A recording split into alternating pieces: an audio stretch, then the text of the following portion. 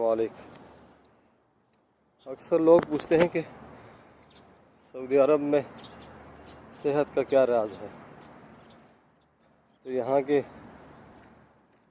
जो हुकूमत है वो हर चीज़ आवाम की सहूलत के लिए करती है। इज्तिमाई तौर पे हर ज़िले में एक ग्राउंड और मॉर्निंग वॉक के इस तरह ट्रैक ये बने होते हैं।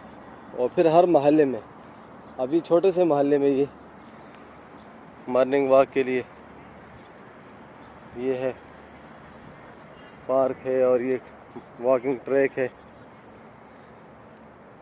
और फिर इस तरह से चंद कदम आगे दूसरे मोहल्ले में भी, जहाँ पर थोड़े से घर भी हों, तो ये बना होगा। तो ये सेहत का असल राज है।